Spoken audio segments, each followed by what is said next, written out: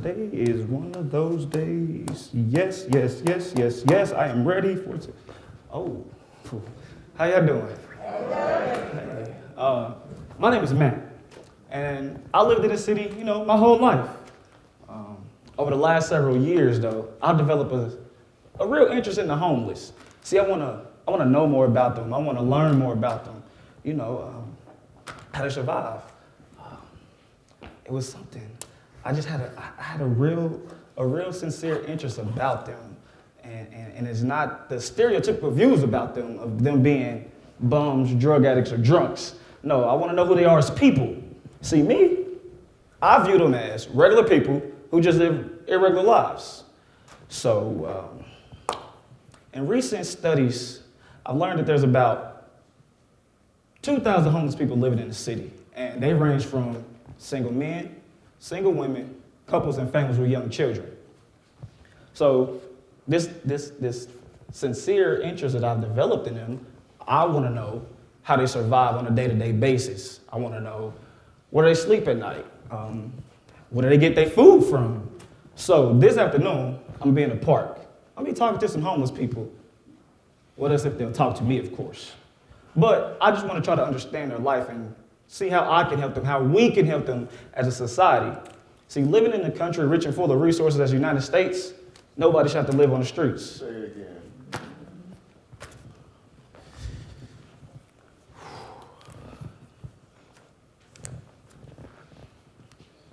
Excuse me, sir. I don't mean to bother you, but can I ask you a question? Depends. What you asking? Are you homeless? Yeah, I am. And? Hey, would you mind if I sit down and ask you a couple questions? It's a free country, dude. Be my guest. As long as you're not trying to sell me nothing. No, I'm not trying to sell you anything, man, I promise. Hey, my name is Matt. Ronnie, nice to meet you. Yeah. Oh, this ain't no gay shit, is it? I don't play that gay shit. You might get hurt. Man, no, this is nothing gay, all right? Listen, I'm just curious. I just want to know how you became homeless, that's all. Kind of nosy, ain't you? So I'm just supposed to tell you my life story just because you asked? I mean, I guess not. But I'm just curious, I don't mean any harm or disrespect. So what's in it for me? Why should I talk to you? How about a $25 gift card to the pancake house up the street and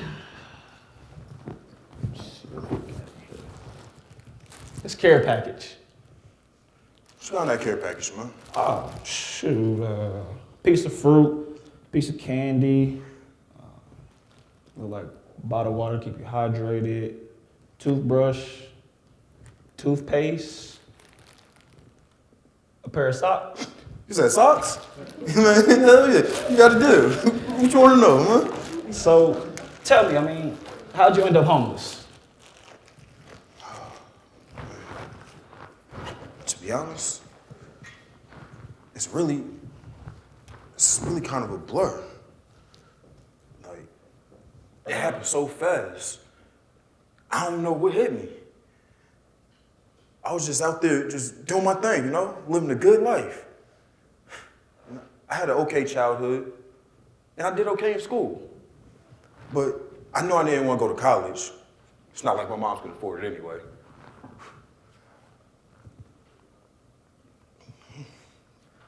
It's not like she could afford it. After I graduated, I got my student loan, and I started going to trade school to get my certificate in plumbing.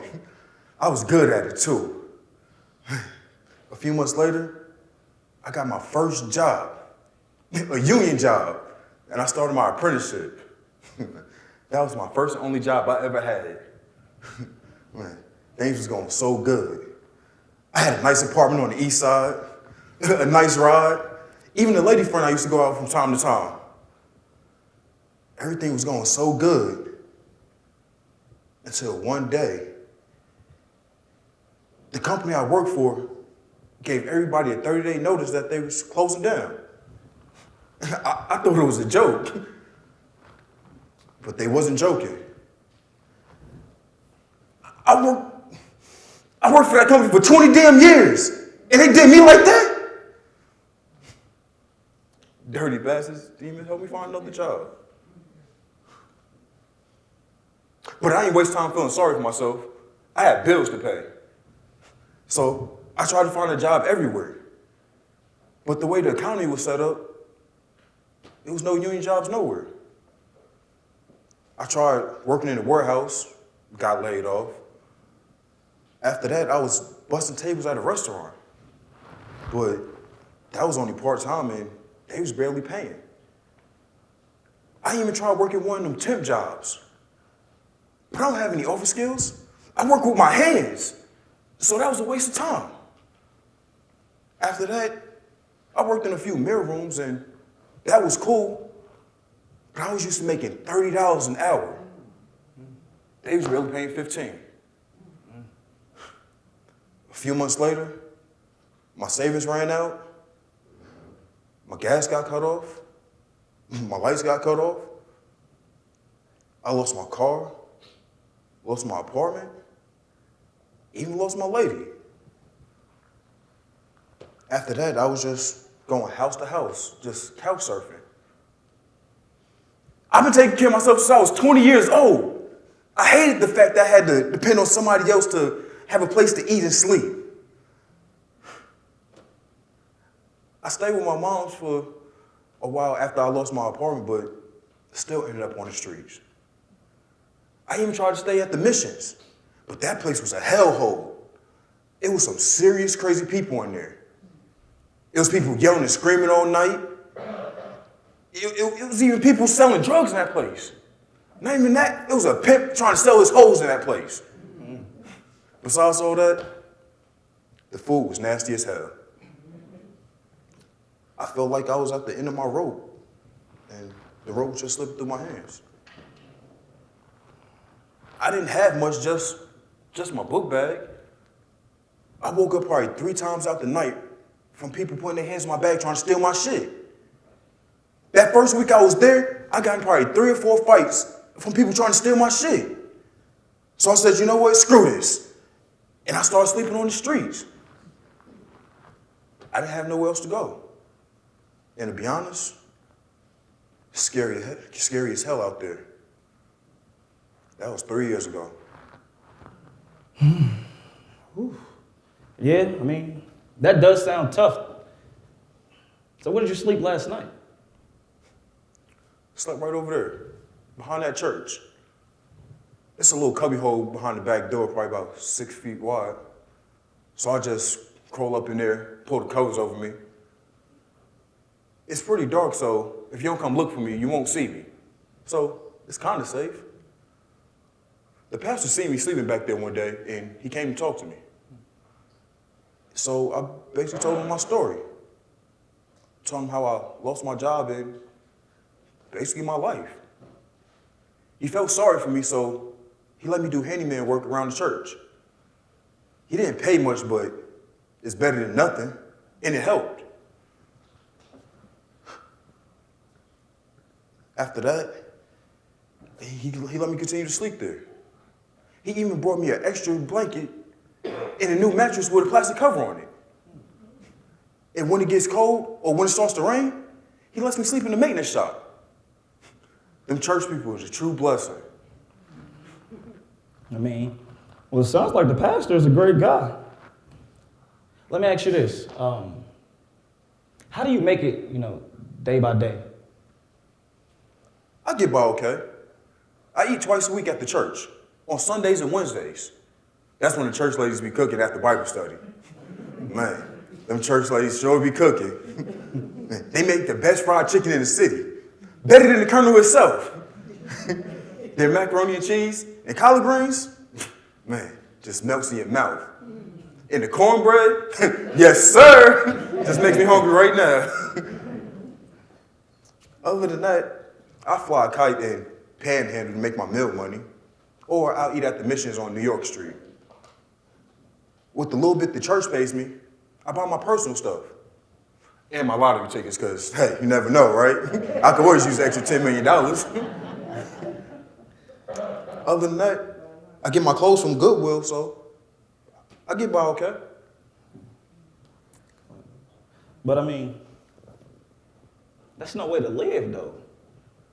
Don't you got family that can help you or, take you in? I'm an only child. And I never met my father. And my mom's passed away a few years ago. I'm kind of glad, too, so she won't have to see me living like this. She was so proud of me having that good union job. She used to brag about me to her friends all the time. It was just me and her most of my life. And I stayed with her the first year after I lost my place. She had a rental house on the east side, too. But when she died, the landlord wanted to fix it up and sell it to some yuppies. He was a good dude and always nice to my mom, but he made every excuse in the book not to rent to me. Not that I could afford it anyway, not with no real job. So, my mom's wasn't close to her family, and I never knew who my father's family was, so here I am. But what about your lady friend that you were saying that that you had? She couldn't help you? She couldn't take you in? When I lost my job and my savings ran out, she did too. I thought we had something better than that. I was even thinking about asking her to marry me. I'm glad I dodged that bullet. Man. She didn't have a cell phone, or so she claimed. And I didn't have no other number to contact her, so I haven't seen her since. And to be honest, I don't want to see her either. I hope that bitch get hit by a bus.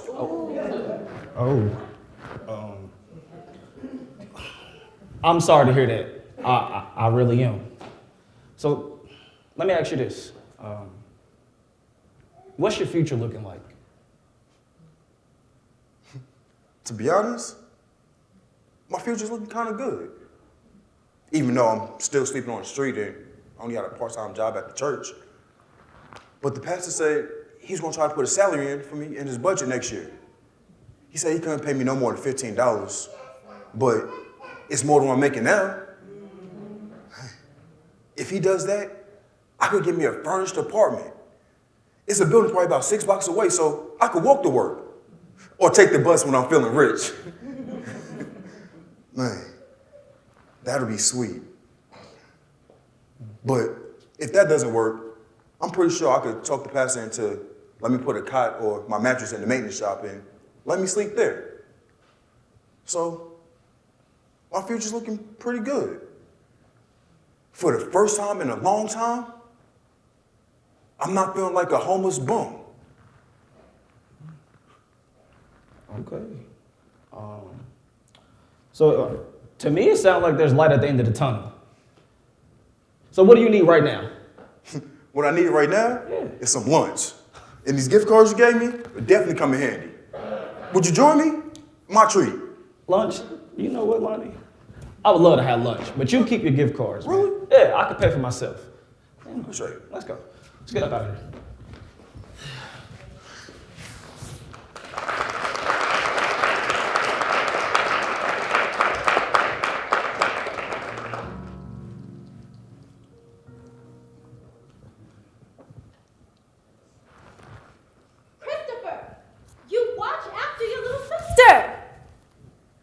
Kimberly, play nice and stop pulling up your skirt. At least not until you're 18. Act like a lady, please.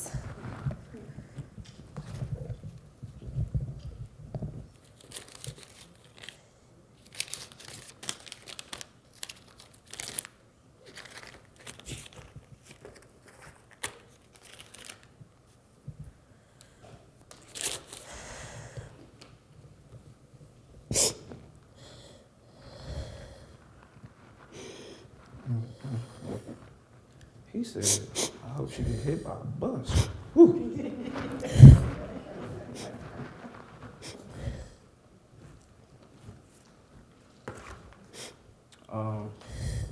Excuse me, man. Are you okay? Get the hell away from me. I'm not bothering you. Leave me alone. I mean, no, you not bothering me, but You sitting here crying. Are you okay? No, I'm not okay. I need to get some food for my kids and I barely got $5. Don't you have food at home? If I had food at home, I wouldn't be sitting in this park looking for money that I don't have in my purse. Duh. Mind your own damn business and get away from me. I guess that was kind of a stupid question to ask. Look, I just want to help if I can. That's if you'll let me. My name is Matt. What's your name? My name is Rita. What's your deal? You get off by trying to pick up women in the park? No, I'm not trying to pick up women in the park. I just like to help you if I can. If you can figure out how I can feed me and my kids on $5, that'll be a good start. I'm letting them run around over there in the playground to keep their minds off of food, but that won't last forever. Well, how about these two $25 gift cards? I mean, that could help you and your kids get a couple or 2 or 3 meals, you know, just so you get some food in the house. Well, that's my house over there. I take it with me wherever I go, rain or shine. You sleep in a minivan? Are you homeless? I'm houseless, not homeless. This city is my home. I was born and raised here, and so were my kids. We just don't have 4 walls and a ceiling. So how did you end up homeless? I mean, houseless. Shit, I really don't know. I guess it kind of just happened. I had a good childhood, about as good as anybody else's. I had 2 parents, a house, and a dog. We lived in a decent neighborhood, and I went to okay schools. I graduated from high school with good grades, and I went to college like I was supposed to. And I really didn't even want to go to college, but my parents made me go. They said it'd be good for me to learn to live on my own and help me find a career and not just some job. So I didn't argue with them. I just went along with the program. And my family wasn't rich, and we weren't poor, lower middle class. And I was doing pretty good in college too, even though I didn't want to be there. I made B's and C's, and I didn't party too much. Well, maybe a little. I had this roommate that I met in high school. Her name was Ivy, and we were cool, so I thought we'd be okay living together. But you know what they say. You really don't know somebody until you live with them? And well, they were right. She turned out to be a crazy-ass bitch, and she farted all the time. I couldn't wait to get away from her. And then I met a guy in my freshman year and thought he was cool. We dated for a while, and I even saw him over the summer because he lived right in town. And then I got pregnant with my son, Christopher, in my sophomore year. I ended up leaving school and decided to go back home, and well, the guy, he ghosted me. I heard he transferred to another school, and I ain't seen or heard from him since. So, did you have any, family support? Yeah, but they had their own problems. They did the best they could, though. And then my father died about a year later. He smoked all the time and got lung cancer.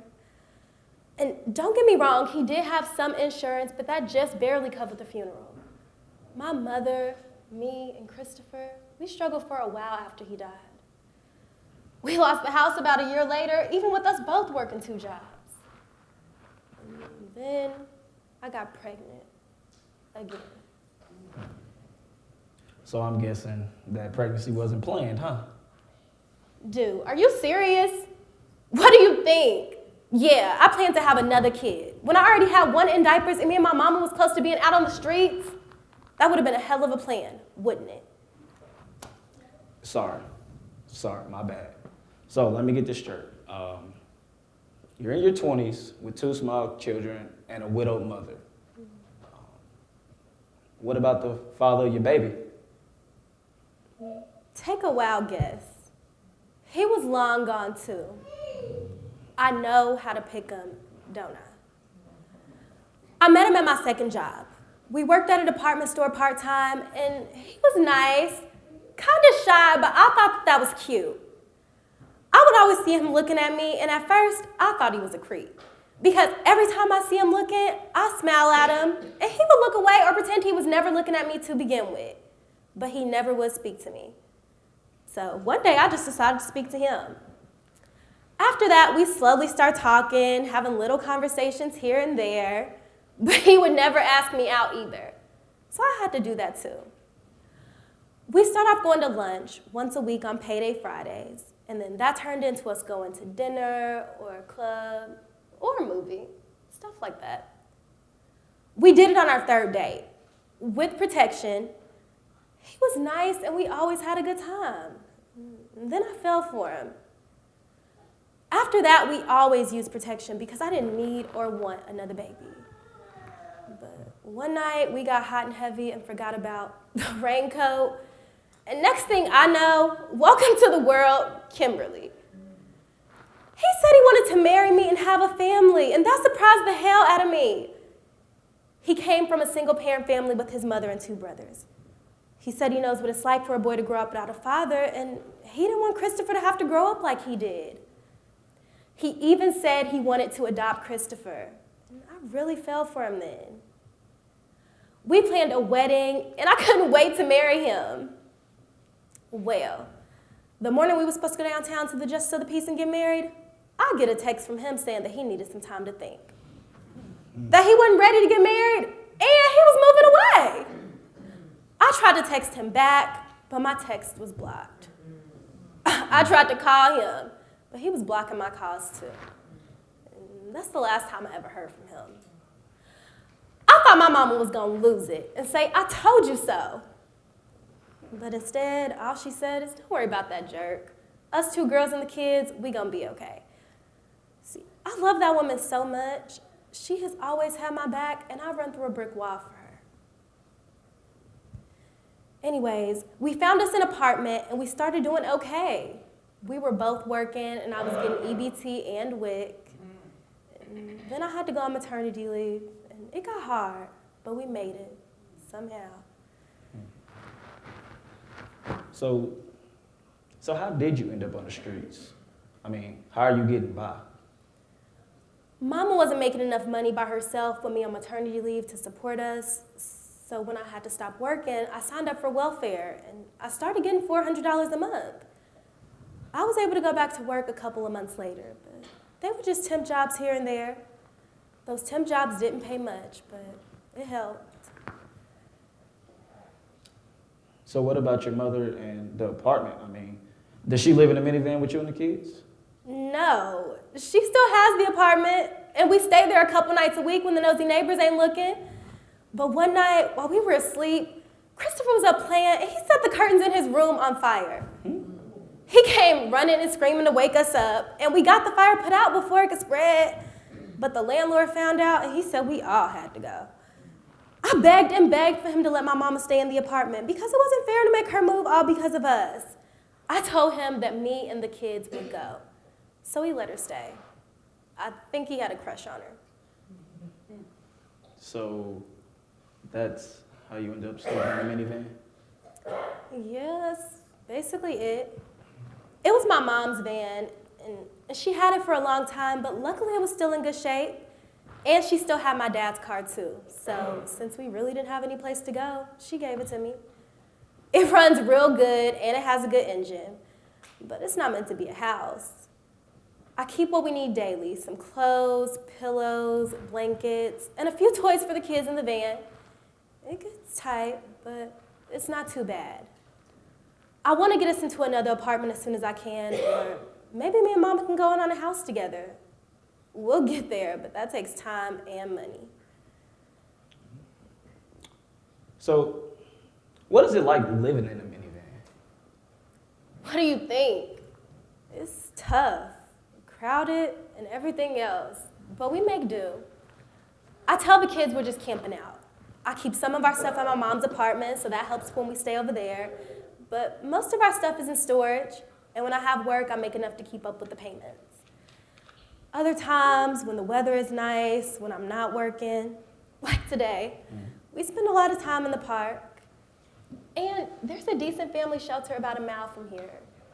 It's a real nice shelter. We stay there a couple nights a week when we can't make it to my mom's apartment. It's clean, it's not too crowded, and they have security, so you feel safe. And the food's not too bad either. There's some other kids about Christopher and Kimberly's age, so they always have plenty of kids and toys to play with. And I've made friends with some of the other moms there, so we're able to talk, play cards, and cry together. You know, sometimes when we're sitting around that table after the kids are in bed, it almost feels normal. Almost like we're just sitting around a kitchen table. But it's not. There's nothing normal about living in a shelter, and I know that. But you do what you have to do. Other people have it a lot worse than us, but it's not too bad. I mean, but that's no way to live, though. No, it's not. And I know that. But right now, I don't have a lot of options. My kids are 4 and 2. And they need to be in preschool and daycare, but that ain't cheap either. Okay, so what does your future look like? Man, the future. See, I'm hot and cold on the future because some days I wonder if I'll even have a future. Sometimes it gets so hard that I try not to think about it, but then other times after the kids are asleep, I'll dream of having a house, a job, a car, money, and a full refrigerator. The thought of having a normal life, it just makes me grin from ear to ear. And then I'll wake up and come back to reality and I'll just start crying because I know it's a far-off dream. What I need to do is find a full-time job and a place for me and my kids to live. That's job 1. I just need to get us stable because I'm tired of all this back and forth shit. We go to my mom's for a couple days, and then the van, and then the shelter, and then back to my mom's. It's a crazy way to live. The kids think it's fun, but I just need a break from all this just to breathe. Sometimes it's hard for me to even breathe. I just need to relax, exhale, and not think about anything or anybody for a while. But I can't. If I could even have just a few days in a comfortable bed where I could just sleep and the kids could have their own beds, I wouldn't know how to act. I could maybe even get my head right. But I can't. What I need to do is find a house and a full-time job. I've got to get out of this houseless life before I go nuts. It gets to you after a while. I can feel my mind changing, and I don't like it at all. I mean, well, Rita, your story breaks my heart. I mean, it really does, and I wish I could help you. A place to live, with a backyard for the kids to play in, and a full refrigerator. Do you have anything like that in your backpack? Or for a rich man to come along, fall in love with me, and take me and my kids to his big, beautiful mansion? You think you can help me with that? If I had a place for you and your family, you'd be the first to have it. Or if I knew any males looking for a wife and kids, I'd introduce you. But unfortunately, I don't have any of that. All I have is those gift cards. And like I said, maybe it can get you and your kids a couple decent meals. Other than my mom, nobody has ever done anything like this for us. Wait, this ain't no human trafficking scheme, is it? What? You don't got no white van parked around the corner, do you? No, this ain't no human trafficking or anything like that. I'm not a pimp, I'm not a coyote or none of that. All right, listen, I'm just trying to help you in the smallest way that I know how. That's it. Nothing more, nothing less. Thank you, Matt. You're a good guy, and you didn't even get me pregnant and run off, and that's a first. Thank you, I think. I don't know, yeah. But like I said, I know the gift cards won't change your life, but they can brighten the day a little bit. And possibly, this could help you with, a couple of your personal items. Thank you. Maybe the next time I see you, I'll have an apartment and a job, and I can invite you over for lunch or dinner. Just leave the white van at home. I'm just messing with you, Matt. Listen, I hope so. You do know I drive an Impala and it's silver. But go get the kids some dinner and maybe even give them some ice cream. Christopher, Kimberly, let's go. It's dinner time. God bless you, Matt. You don't know how good you made me feel today.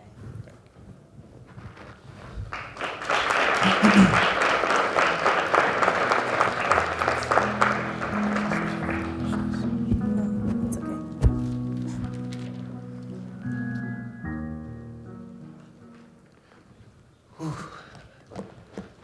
Guess I get ready for this day, start getting some PT. Man, been cramped up in that truck all day. Get my day started. See what I gotta do. Oh, shit. I'm sorry, sir. I wasn't watching where I was going. Have a good day. No problem. Hey, thanks for your service too, by the way. You one of those, huh? One of who? You one of those civilians that like to say thank you for your service anytime you see a man or woman in uniform, because it makes you feel good, like a patriotic American. But to us, see, we wish you wouldn't say it sometimes, because it's like a cliche or empty sentiment. Right. Have a good day, sir. Hey, wait. Come here. I apologize, all right? I didn't know servicemen and women felt that way. I mean, I was just honestly thanking you for your service, because not too many people are willing to take the sacrifice that you were willing to take. If I offended you any kind of way, it was not my intent. I apologize. You know what, sir? You probably didn't mean anything by it. It just hit me a little different today. I apologize. No problem. So, Oh, Staff Sergeant Jackson. Staff Sergeant Jackson, are you all right? I mean, you don't look too good. Well, I've had better days. See, I was in my truck and I had to get out and stretch a little bit, but usually around about this time I do get a little hungry though, or hangry, you know, hungry and angry. Hungry and angry. But I mean, it's like almost 6 p.m. Shouldn't you be headed back to base soon? I mean, I hear Marine food's pretty good. Well, from what I remember, yeah, it is. But I haven't served in like 2 years, sir. Yeah. I mean, you still got your uniform on, so I just thought you was active duty. So what, you in the reserve? Well, I was in the reserves until I started having emotional issues, and then I got discharged. But it was for medical reasons. Sorry to hear that. So, you've been out the service for what, 2 years now, Yep. and you still wear your uniform. Why? Oh, when I wear my uniform, I feel safe. I feel proud. Shit, I feel normal. I make sure that I stay in ship shape, and then my boots are always polished. And I definitely make sure that I represent Camp Pendleton, California in the best way possible. Plus, people will bend over backwards and do anything I ask them. And so I like it sometimes. And other times I don't like it. But it is what it is. Have a good day, sir. Hey, real quick, I mean, is there anything I can do, like help you with? I mean, are you still having emotional issues? Yeah, from time to time. See, I don't have a stable place to live. That's why I be in my truck, and I drive it all day, and sometimes I got to get out and stretch because I get stiff. And luckily, I do have a canopy, so in case it rains, I don't get wet. But other than that, I just come out from time to time, and if nobody's around, I do PT like I was just about to do. So you're a homeless veteran? I mean, how did that even happen? Have a seat. I'll tell you.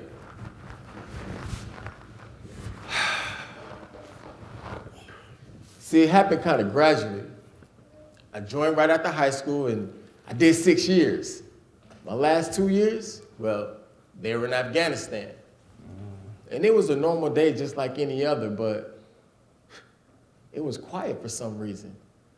Then all of a sudden, I'm yelling and screaming through the bass, and well, some of my friends, they came and they calmed me down, and they got me some help on the bass, but after they did everything they could do there, they sent me stateside and to some facility, and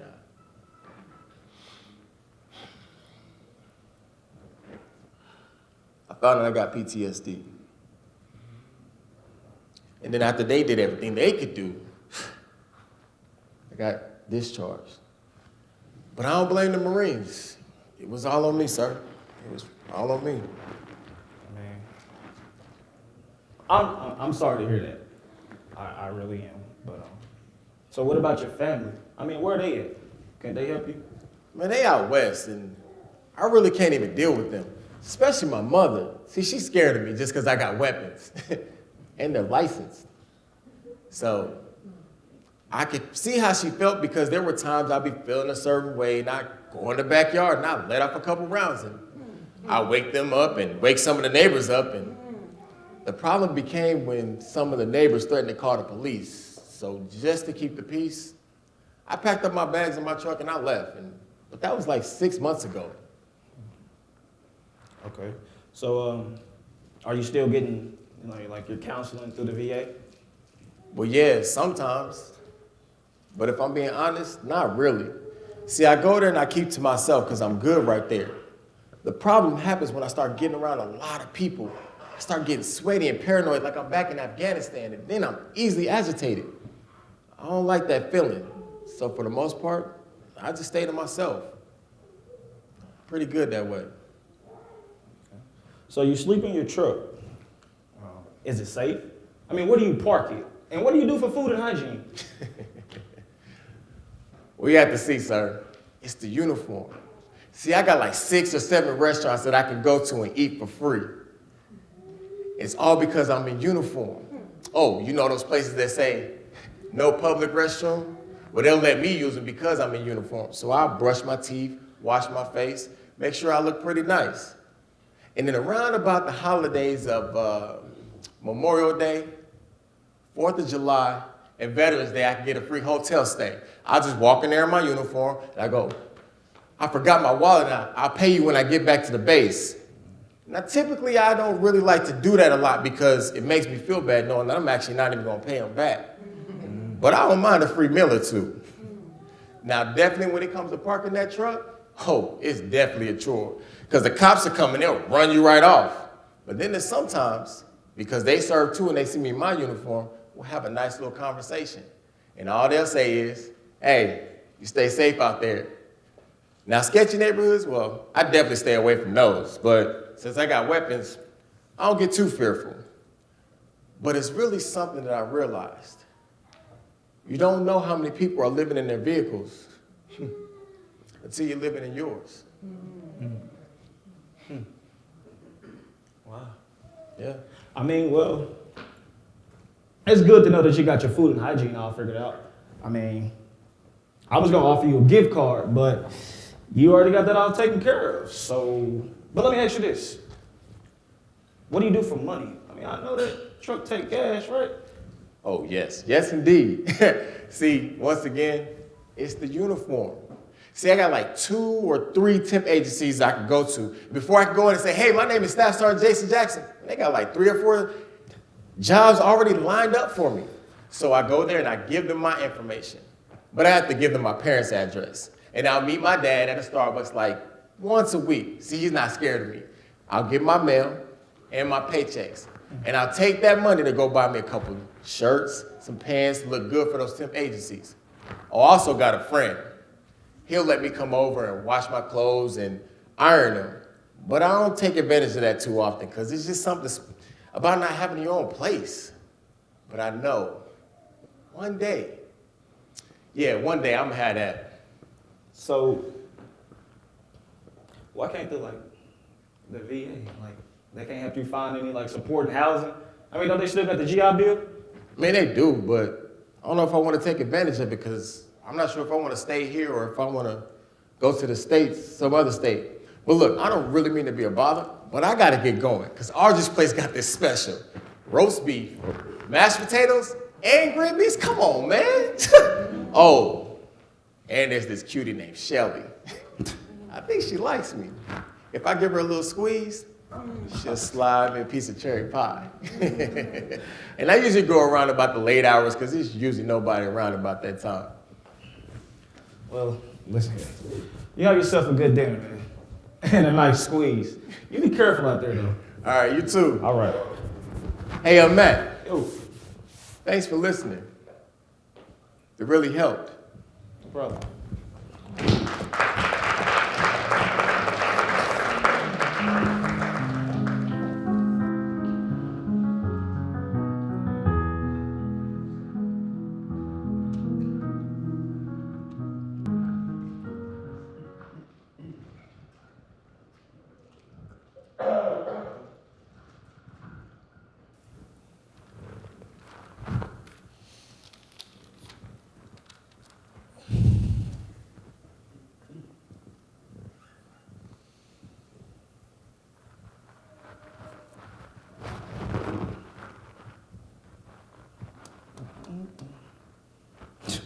Give him a nice little squeeze.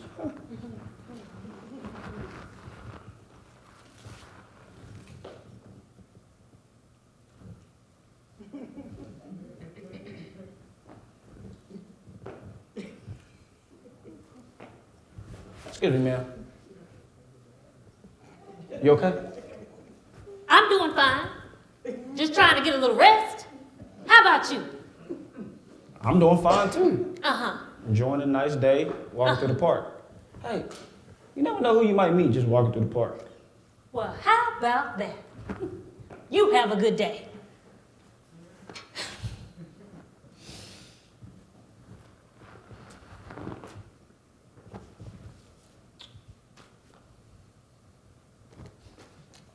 My name is Matt.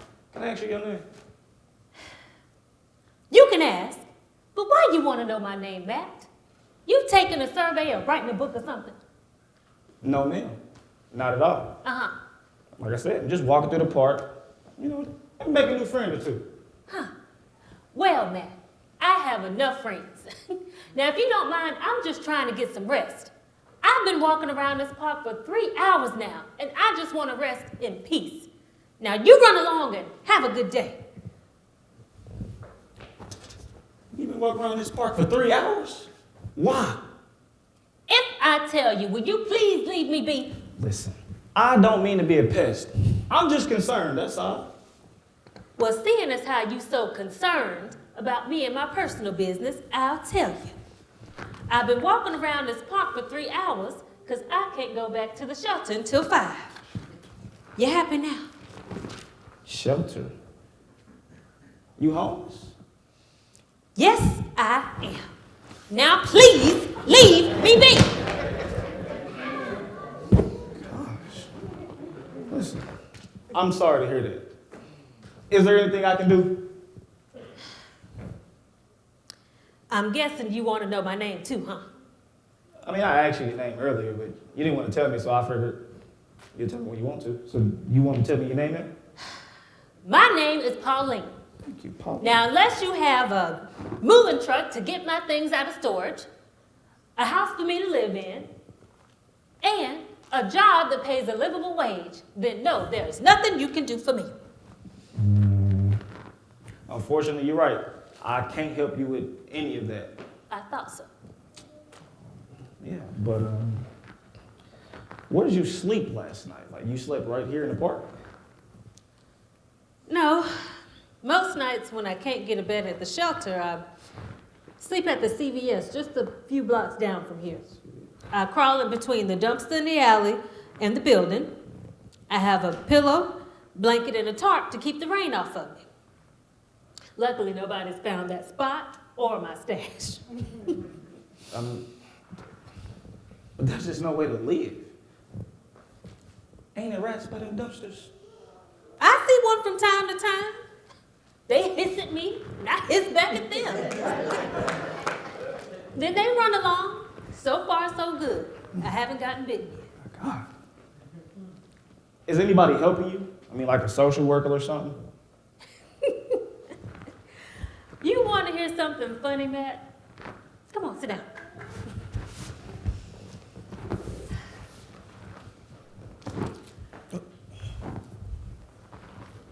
I used to be a social worker. Really? Yes, sir. I worked at the women's shelter down on Ohio Street for about 5 years. That was until about a year ago when government funding ran out and I was out of a job. Now, I wasn't making a lot of money, but with my $1,000 a month retirement check, I made enough for a single woman with no kids to live on. $1,000 a month. So, I mean, didn't they try to help you find some type of supporter housing? Up until about 6 months ago, the director of that women's shelter was out here on the street too. Yeah. He got back on his feet by the grace of God and was able to find housing, even offered to let me come live with him. But when we were working together, he was always trying to get me to go home with him. So I politely said, no, thank you. Well, I'm sorry to hear that. So don't you have any family, that could help you, take you in maybe? I have a sister. Sister. She lives in Chicago. But she's barely getting by herself. Plus, she has a little crack habit. She functions barely and works every day. But I don't have the money to get to Chicago, and I don't want to get mixed up in her shit. So I'll just stick it out and get back on my feet on my own. So, you've been homeless for what, a year now? You just determined to hear my life story, huh? Okay, whatever. When I was younger, I'm 53 now, I started out working at the post office, almost right out of high school. I took the test, passed it, started working there about 3 months later. I started out as a mail sorter right here downtown. Then a few years later, I bid for and got a job as a mail clerk at the post office branch right in my neighborhood. I was good at my job too. My boss told me I should take the supervisor's exam. I laughed it off for a while. Me, a supervisor? Then one day I said, might as well. 6 months later, passed the test and made supervisor in my same branch. But it wasn't easy though, because now my friends were my employees. But I got through it. So things were good for a while. Money was good. Bought myself a house, and everything was all right. But then I got tired of the daily grind, and I took an early out. I was retired for a couple of years, and then I got bored. I went back to work at Walmart for a minute, even tried my hand at babysitting. But after that, I didn't have anything to do. Then one day, I saw a story on the TV news. They were talking about the women's shelter and how they needed volunteers. And at the time, I was okay money-wise, so I said, why not? So, social work, that was a second career for you. That's pretty cool. No, not necessarily. You see, I started off working there as a part-time volunteer. Okay. Just helping wherever they needed me. I would cook and serve the meals. I cleaned the shelter, even did a little landscaping. I would babysit for the mothers while they were out, meeting with the lawyers or looking for jobs. Matt, I loved it too. I started out there 2 days a week, then 3, then 4, then eventually 5 days a week, 9 a.m. to 6 p.m. Then the director, he offered me a paid social worker position, even though I didn't know a thing about social work. I just liked being there with the kids and the mothers and feeling useful. I was making money, but it wasn't a lot. And I ran through most of my savings trying to help some of the mothers. And my retirement check from the post office wasn't a full allotment because I took an early out. I eventually sold my house, and I moved into an apartment not in the best neighborhood.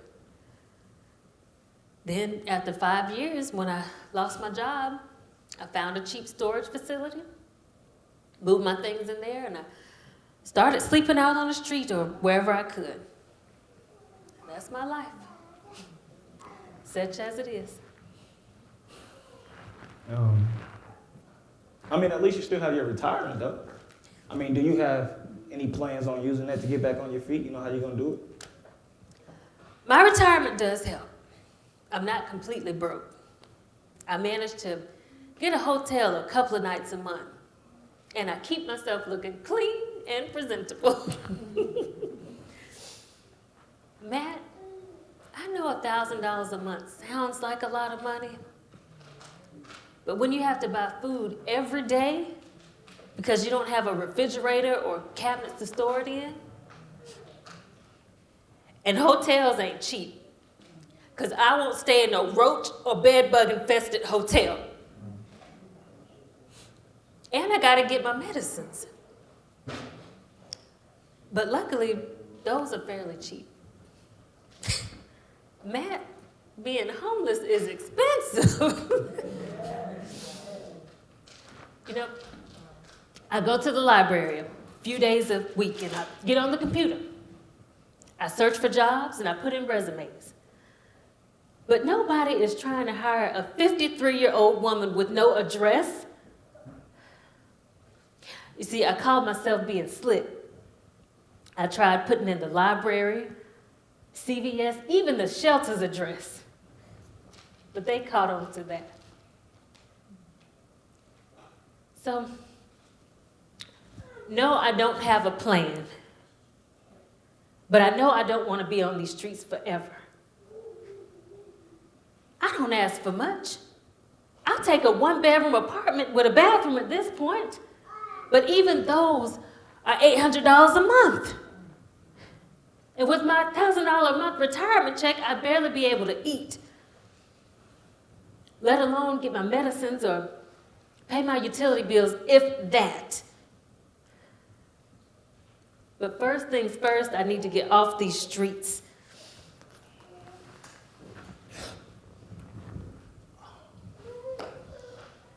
Pauline, I wish there was something I could do to help you. And you know what? Could you at least accept this gift card? I mean, it's the least I can do. That should be able to help you get a couple decent meals. Thank you, Matt. I'm sorry I gave you a hard time before. Hey, listen. I'm not having my best day. Don't mention it. Don't even worry about it. Hey, if the shoes was on the other foot, I would be the same way. Well, Matt, if I want to use this gift card and get back in time to line up for a bed, I better get going. All right. You have a blessed day, Matt. You too.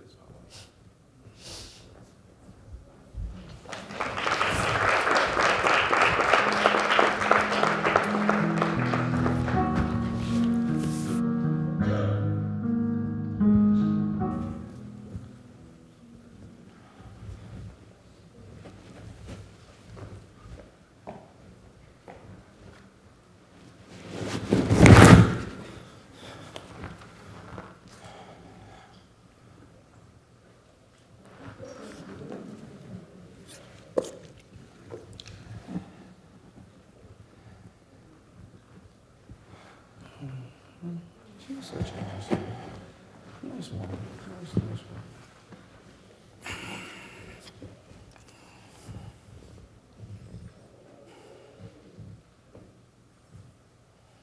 Excuse me, sir. You all right?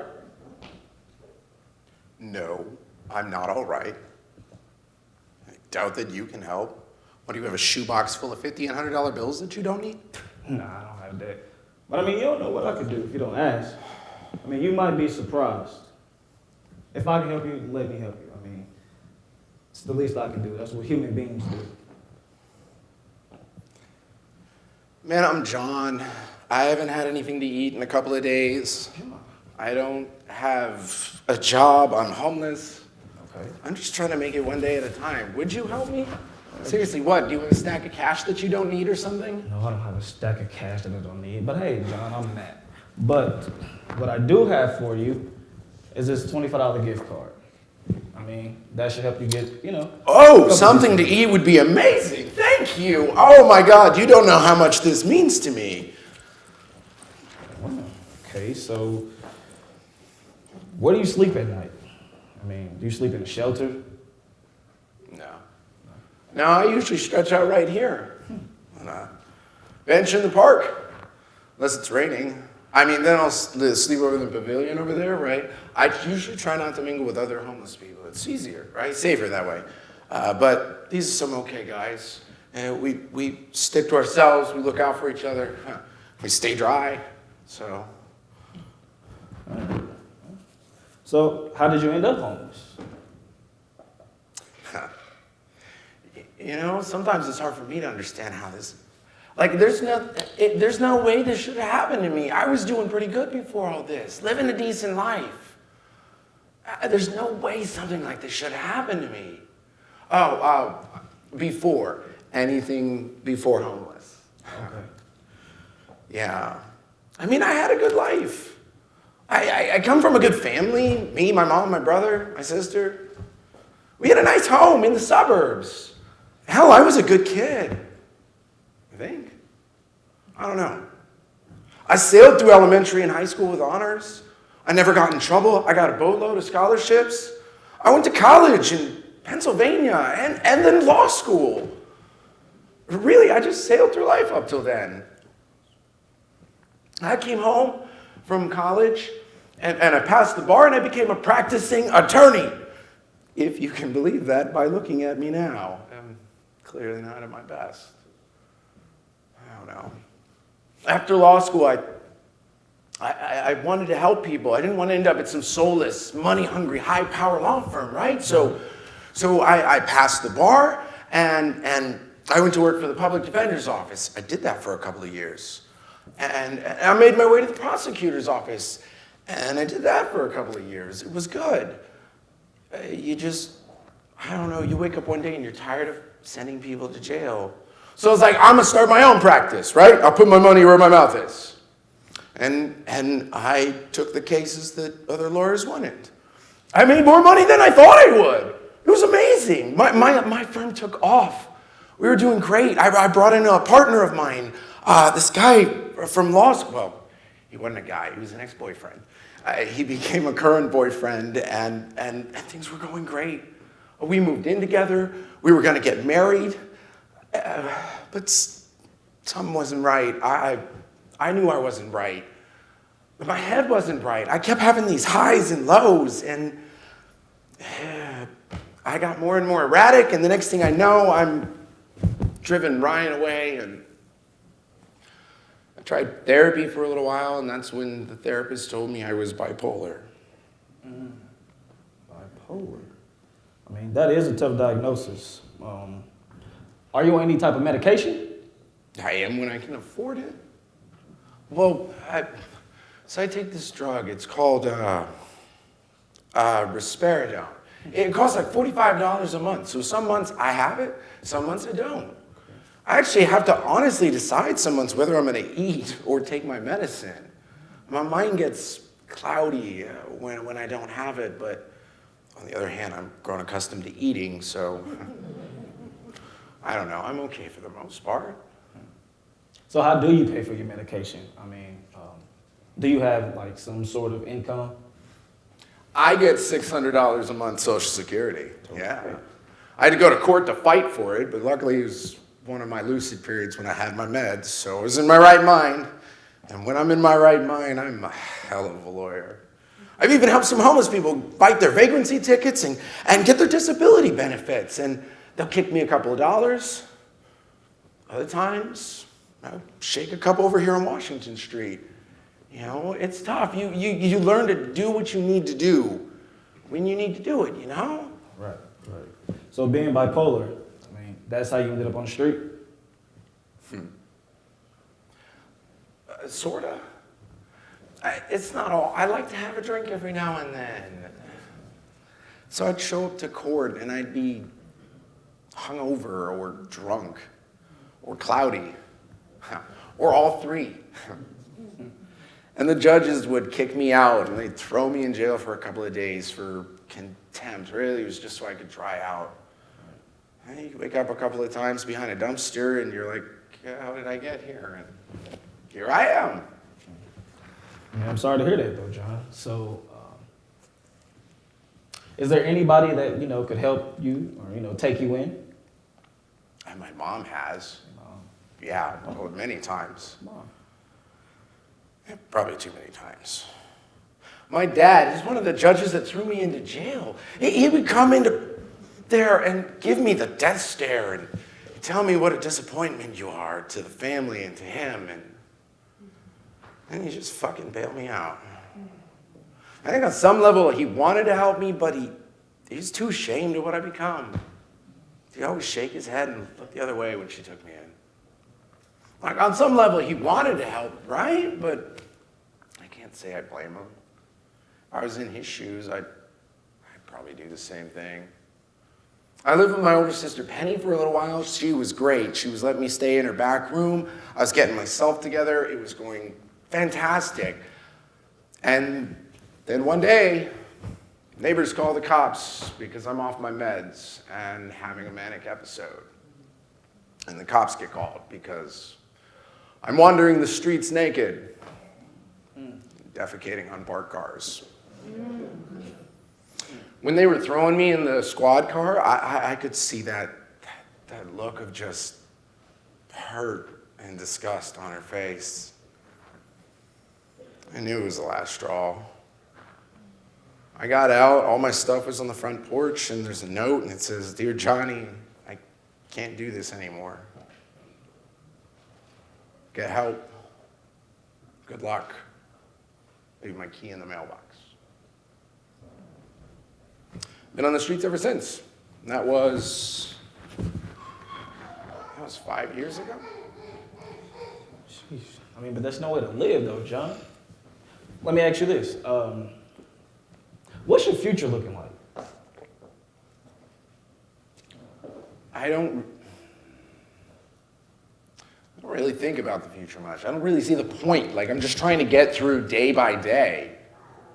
It's summertime, so sleeping out here on the bench, this isn't bad. It's okay, but the bench and the concrete and the grass, that's not a good long-term solution. Plus, it's not safe out here. Some of these other homeless people, they'll try and take your stuff. I don't even have that much to steal. The other day, these teenagers were hassling me, and they're taunting me, and they're calling me names, and I thought about getting a weapon because I thought maybe I could protect I don't have the money for that. And even if I had, I think if they were hassling me and I had a weapon, they'd have made other choices. But what if it become physical? There are three of them. What of me? What am I supposed to do? Then again, if I had a weapon, I'd probably already be in jail or prison by now. Or it might have just put it to my head and pulled the trigger. I don't know. Sometimes I wonder if being dead or jail or prison, is it better than being homeless? Would being dead be better than being homeless? End of the month, when I finally get that Social Security check, and it rolls over, and I've got that money. I go to the bus station, right? I get myself a motel room down there, and I stay there for a couple of nights. And the lumpy food, lumpy mattress, oversized, overpriced snack food. It's terrible, but at least I feel somewhat human for a day. I have an old lawyer friend. Mm-hmm. She has a condo a couple blocks from here, right? She'll let me stay there every now and then. She's cool. She lets me take a shower and wash my clothes, and I can get something to eat, a couple nights sleep every once in a while. I just keep my old pair of shoes there and, an old suit, a nice shirt. I'll escort her to these stuffy business dinners in the theater. In exchange, I have to let her have her way with me when she's in the mood. But I just close my eyes and pretend she's Ryan. Yeah, I know what you mean. I do. So what about tonight? I mean, what are you gonna do tonight? It's supposed to be a warm night. Suppose I'll be sleeping right here. Why? You got a steak dinner, maybe a nice hotel room you want to give? No, I don't have a room for you. But like I said, I mean, that gift card that I gave you, I mean, that shit- You're the gift card guy! Yes, of course. I've heard about some young rich guy going out giving gift cards to everybody. So what's up? What, do you have more money than you know what to do with? Because I have an idea or two what you could do with it. First of all, no, I'm not rich. Far from it, actually. I'm just literally just giving back how I know how and just giving out gift cards to help you out. But if I was rich, I would do something way bigger than just giving out gift cards. I don't know, maybe build apartments downtown for the low or no income, you know, so they can have somewhere to stay or just go to keep their dignity and be safe. I think that's what I would do if I was rich. That's what's up. That's what's up. But how are you out here in the middle of the day? What are you printing your own money? Nah, I work here downtown. So, you know, on my lunch breaks, I just come out here, like today, just enjoying the nice weather, coming to the park, talking to people. You are one of the good ones. See, we need more people like you. I used to be a long time ago. But you need to be careful. Like, you should, there are some of these other homeless people, they might try and take advantage of you. They might even try and rob you. You know what they say, no good deed goes unpunished. Yeah, I'm pretty much careful. You know, I got a good judgment of people, so if I'm walking by and they look a little sketchy, I just keep it moving. That's what's up. See, you are one of the good ones. I wish we had more people like you, people who actually cared about somebody other than themselves, like actually wanted to help. You know what? Hold on, John. I have something for you, man. It's the least I can do.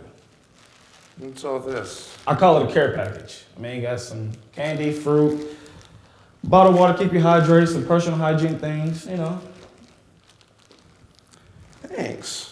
Here, you know, there's something else you can help me with. You can give me your wallet and the shoes and the backpack now. Okay, John, here. I said now! Here. Here's my wallet. Here's everything. On your knees, don't look at me. Listen, John, you didn't even have to do this, okay? You know, I would have given you all that stuff and probably helped you find some shoes. Yes, this is what they say. This is the one good deed that goes on. Yeah, pretty shitty, isn't it? Don't look at me! John, you don't have to do this. I don't have to do this. I'm sorry. Look, I'm really sorry. When I'm off my meds, I do crazy shit. I can't think straight. I get it. My mind, it gets cloudy. So, I get it. Look at me. I'm sorry.